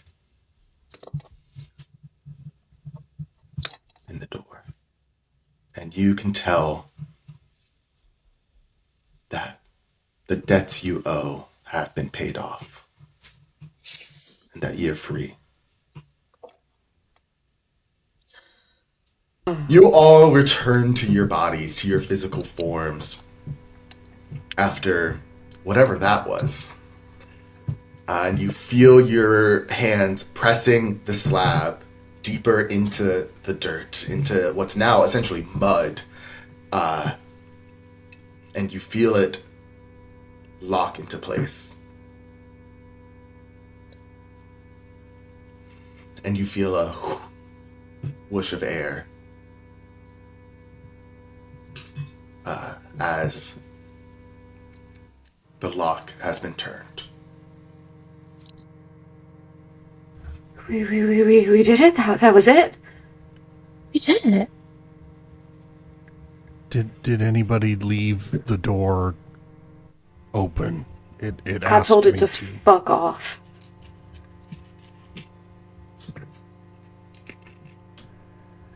Well, it offered me all my, hopes and dreams, being a globe-trotting man of the people. But, I still closed the door. It told me I could have freedom and everything I ever wanted, but I kind of like the consequences right now. Shut and locked. You all climb out of this hole, I'm assuming. And you can feel the night air cooler than it was before. And you can feel a lightness in your chests as you know that you did what you had to do. Don't phrase it like that. This fucking guy. I don't like this. Mom, stop the car. I want to get out. Jesus fucking Christ. Mom, I threw up. You do you all return home? Go to sleep? Ooh. Mort just gives one more look around. He doesn't see Dale anywhere. No trace. Can we... No, never mind. Mm-mm. What was it? Mm-mm. It was silly. Scooby-Doo level hijinks in my head. Old Man Jenkins. Exactly. That's what's going through my mind right now is like... You all, you return to the bungalow. You head to sleep with a new lightness, with your shoulders relaxed, and you all sleep through the night. Time passes. Summer continues. This heat continues to drive into your skin, down to your bones. You sweat like dogs. The days become shorter as summer closes into August. What is it like, though you might not know it, what's it like on your last day in Roseville Beach that summer? I have a question. Mm-hmm. How early in the morning does the first ferry come? The first ferry comes at 7 a.m. Okay, then I think Honey's gone when everyone wakes up.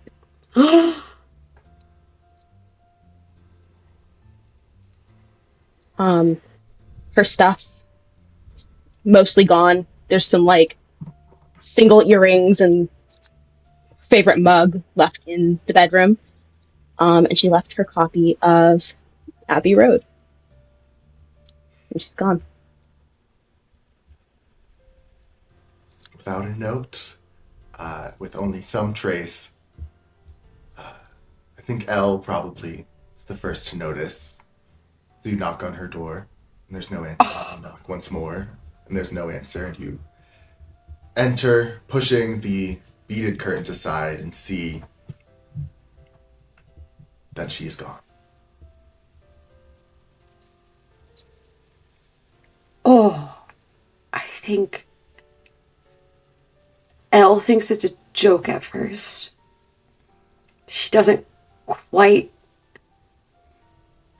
And she starts talking to herself. I mean, I knew end of summer, the lease and everything, but she's probably downstairs. She's probably just she packed and she put her stuff downstairs. Yeah.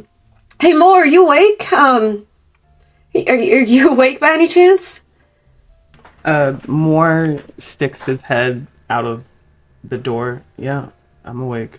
Honey, tell you anything about leaving, or what was going on? Cause it's funny. She probably forgot to you say anything, or she would have left something, or she's out for breakfast, or she's still burning the pancakes, so maybe she wanted to go shopping for something. I think that Moore gave the reins back to Moore last night, and there's a moment in his head where he's like, "Hey, did she say anything to you?" Is looking at you, but you can see it's kind of not quite there in this moment. And there's no coffee made. Pot is empty. She. Okay.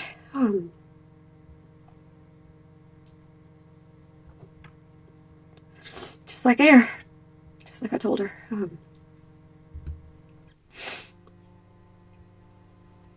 Hey, and like very slowly walks up to you to offer you a hug, but again, Moore has always been very stops before he does it. I think Elle just tugs the front of your shirt in for a big hug.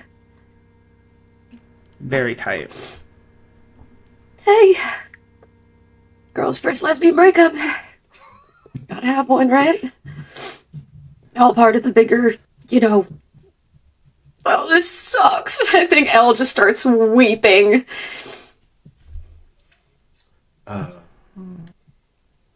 I think we see Honey on the ferry. What look do we see on her face? Oh, she's a mess. She is like ugly crying, like snot and tears, and her mascara is running. But she got to use her ID for the first time in years. And that was something special. And I think you just look towards the mainland. You look away from the ocean, from the endless expanse behind you. And I think you see freedom. More time passes. Vic recovers. They help him out in the care center. He,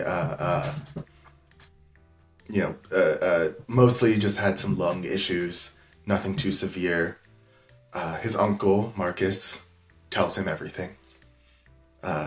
Promises to not keep any secrets from him. And Vic was he was excited but nervous about his newfound responsibility. Elle, you have I think an innate protective nature, and I think have this protectiveness of Vic. Do you try and help him out in any way? Yeah, I think after Honey left, there was a bit of time where Elle thought about leaving. Thought about not wanting to look in empty spaces in the house. Thought about so many conversations she probably has with Moore eating ice cream in the dead of night, stupidly upset in the days after. Probably roped JoJo into a numerous amount of conversation that ended up in her more talking at JoJo than JoJo talking at her. And then she looks at Vic one day and it doesn't hurt as much to take care of something. Everything that's been on her mind since the night that they decided to jump in the hole. I think Elle decides for the first time she's not going to leave. And I think she would not actually leave Roseville Beach, but instead stay, helping Vic, helping Marcus to take a bit of the burden off of this younger kid, and seeing any way she could in studying and becoming her best untrained true detective, how to keep that key safe so no one else does what her and her group of friends did. Amazing. So you join the ranks of the Guardians of Roseville Beach. I'm going to ask Moore and JoJo together if you leave Roseville Beach.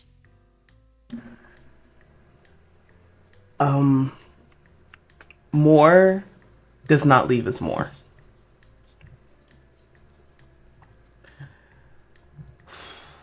Moore... I think Moore has spent these last, leading up to this, checking in so much with JoJo. Like kind of the way you treat, the way when somebody's like, hey, palliative care is not working, I want to die. They have to repeatedly check in with you about it. And I think that's how Moore's been treating this with JoJo. Like, it's like, hey, do you want this? And I think has, asked him to talk to JoJo as well about what this felt like wants JoJo to know exactly what's going to happen if we do this, and has set hey, I'm going to ask you this until this date, and if it hasn't changed, then okay. And I think the day before this would happen, he has a conversation with actual Moore. You know what's gonna happen tomorrow. You have all my memories. You know everything that's happened here. If you're planning on staying, just please look after Elle. Of course. Wouldn't dream of anything bad happening. And I think that night, Moore's hey, all three of us should hang out. Timeline-wise, I'm gonna say there's some type of festival happening, fun, and all three of us go out, we drink, we eat, we have fun. Labor Day.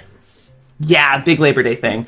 And there are so many times throughout the night that Moore just is still very much has his general boundary of reaching out to initiate contact with Elle, but waiting until you're okay with it. But it's just way more affectionate than I think he's ever been with you. It feels like something's building up here. But yeah. And then the next day, I think the next day, or sorry, actually, yeah, JoJo, you go first. If we're having this conversation about what is to come next, I don't know if JoJo has spent a singular moment asking himself, because he resigned himself to what he wanted the moment he knew it was an option.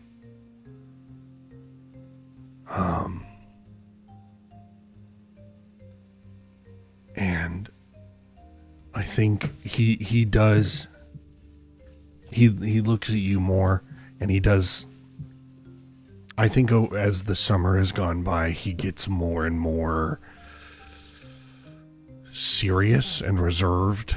And I do think he looks at you and he says, I know that there's a lot of people who don't feel great about themselves and don't it's hard for them to see what the future holds.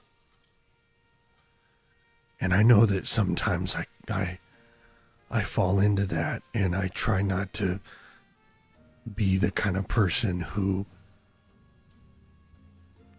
thinks he's the worst person in the world, because that's the same thing as thinking you're the best. It's I try not to let that be something that stands in people's way. But I know what it's like to just feel every misstep and every pebble beneath your feet, like you're dragging yourself barefoot across a road that doesn't end. And I just think that if you were looking out for me, I'd be in better hands, and other people would be in better hands. And I want to do this. I want to know what it's like to not worry that I'm going to bleed on that next step.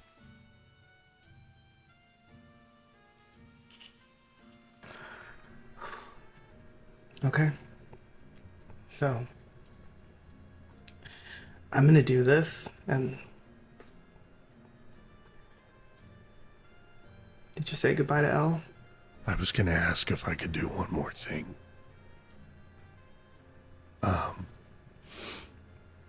Elle, wherever you are, I think JoJo finds you. Yeah, probably in her room. I kind of gently, I don't remember if you have an actual door on your room or if it's curtains or what have you. Probably just curtains. I knock on the wall. Yeah? Hey. Hey! How are you? I know you're staying. Yeah, good, I think. It feels good to have kind of a job. Yeah. Marcus has been sweet, teaching me things, and still working at the community center, but he's giving me extra hours at the library now, and Vic's been doing pretty well. Hasn't been having any asthma attacks after everything. We're pretty gnarly, but nothing too bad yet, so I'm chugging. I'm all good. What about you? Good. I'm really good. And so I don't know where I'm going, but I think I'm going. Oh. Okay. And I'm not really the kind of person to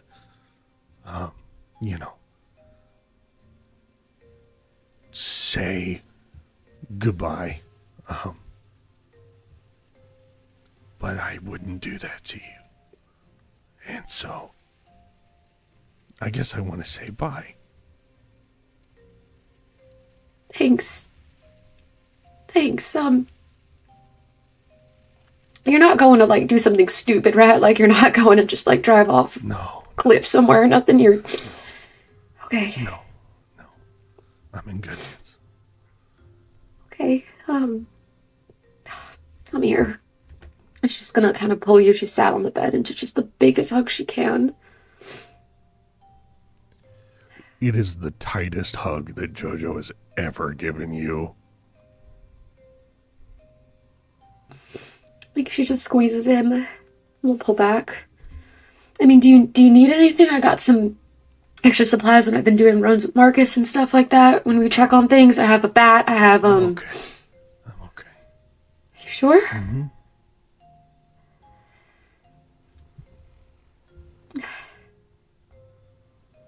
really gonna miss bothering you after my shifts. Just scaring you and pooping on your shoulder. You've never bothered me a day in my life. Thanks. So you keep the world safe.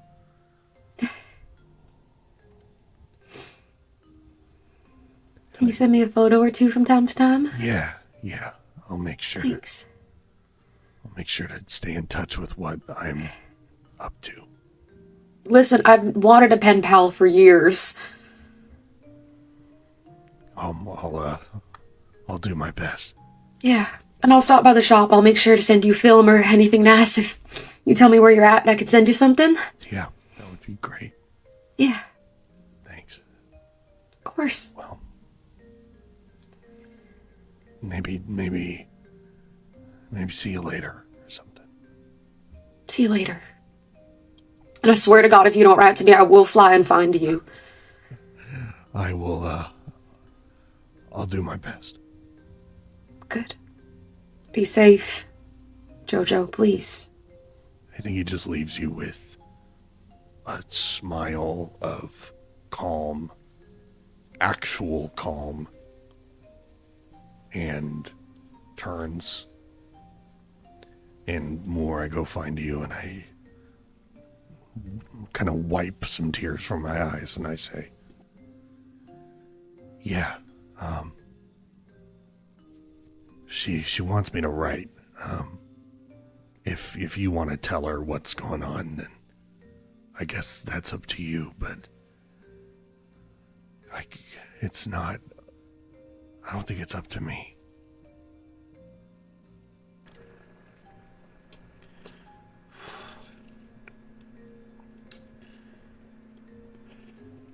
I guess we'll find out. And gives Jojo one last look of, are you ready? Yeah. He's gonna reach out, grab Jojo's shoulder, and you just kind of watch as the sludge, this gray ooze, pulls itself out of the skin of the black man that he's been inhabiting for these few years and just begins to coat Jojo's entire body until it is synced back in to his flesh, and more is there, and Jojo, but not quite Jojo, is there too. I think in whatever space Jojo's in, I think the last thing he does is he says, and I promise I'll let you know if we gotta figure something else out. And Jojo, you feel yourself sinking into nothing sinister, nothing malicious. You feel yourself sinking into a warm embrace. And you feel yourself comforted. And you feel yourself okay. I turn and burrow myself as deep into the dark as I can.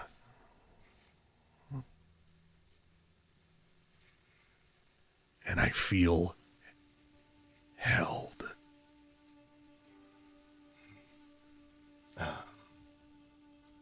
What does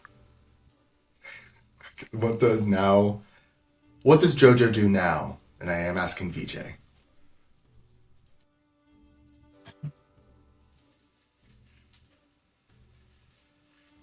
First, he leaves. He doesn't go back and see Elle. I think he feels like if he goes back, he just won't be able to go. Especially because Moore is staying and is going to have all of these memories that he's going to miss. He leaves. He gets on the ferry. Gets to the mainland. It's never been there before because his pool's always been here. Tucked away deep in a cave. The world forgot about. And he just kind of stands there for for a while, not sure where to go next before taking a solid first step towards something. And now the real Moore, stays in the bungalow with Elle, if she'd let him at least. And you build, I think, a new friendship with him. Summer turns to fall. The sky becomes grayer, the days become shorter. Winter, spring. About late spring, Elle, you're doing just flying around, looking out on Rose Island, trying to see if there's anyone that needs help, anything strange going on. And you see, you fly to the docks, and you see the afternoon ferry coming in, and you see a familiar man in a trench coat coming off the ferry. Not the one mentioned, the one staring at the sun, but the one who's been following you, who you thought you got rid of. And you think about Vic and Marcus, and you think about what's under this town, and what would happen if an FBI agent found out. What do you do on that fine spring afternoon? Oh, such a casual question. I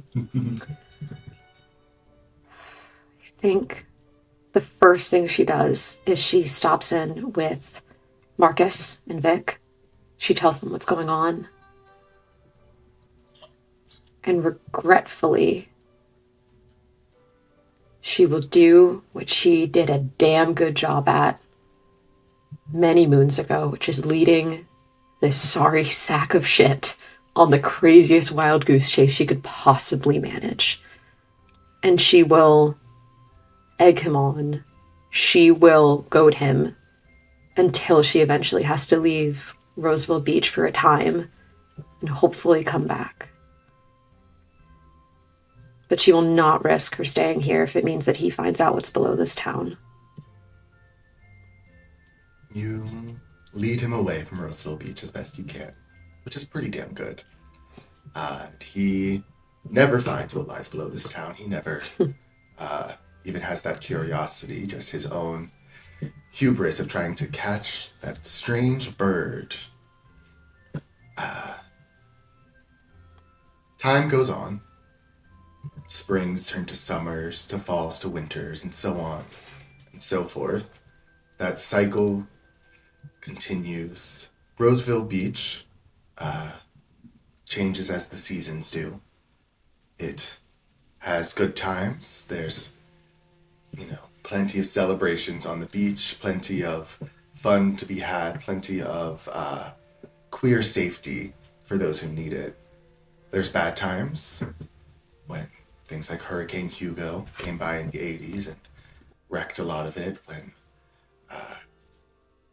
more bad storms, more nature didn't really care about the safety of others. Their time goes by as 10, 20, 30 years takes on. The town reincorporates under a new name in the early 2000s. It changes from Roseville Beach into what is now known as Brindlewood Bay. Time goes on. 50 years after that day, we see the ferry. We see an older person sitting, large sun hat blocking the rays. We see them holding just a postcard. Written on the back, it just says, "Something got out."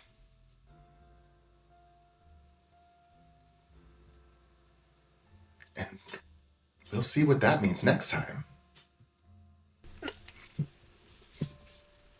Thank you all so much for watching this episode of What Lies Below. You can see the happy faces of our beautiful players who had a great time. I'm going to give them all a chance to say where you can find them, who they are, starting with Tanner. My name is Tanner Azanero. I host Foes and Fables, but that doesn't fucking matter right now.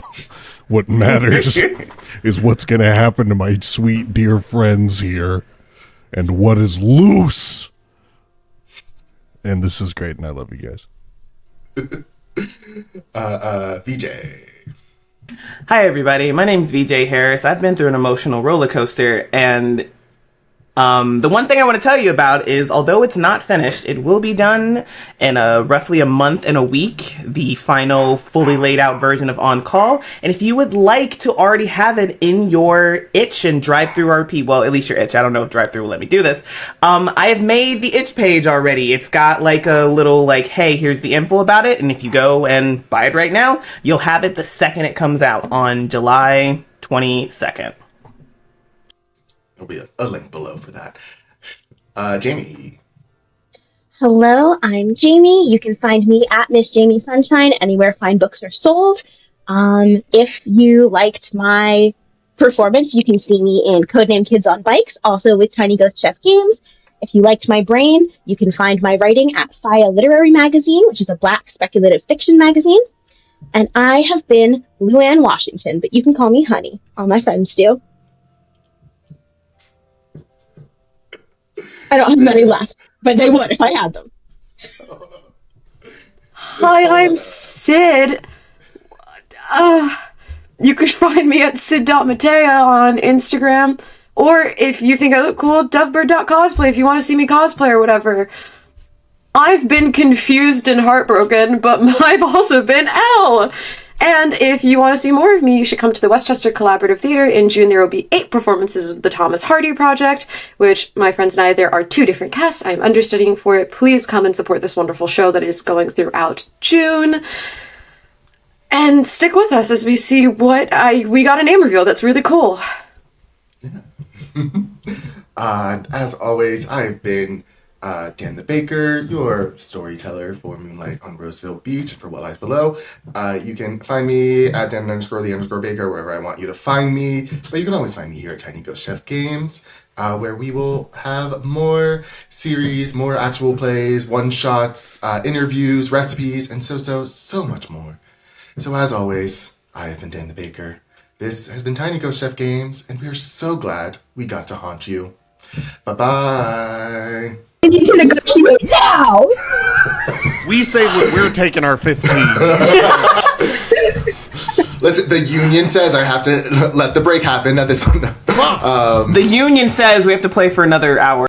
Actually, Dan, you're going to see this in post, so I just want it on the fucking record that your cliffhangers are bullshit, and I'm being subjected to emotional turmoil that I cannot handle. I'm a wee baby boy. I shouldn't have to get put through this, and I just wanted that on the fucking record. This is bullshit. I'm having a great time. Fuck you.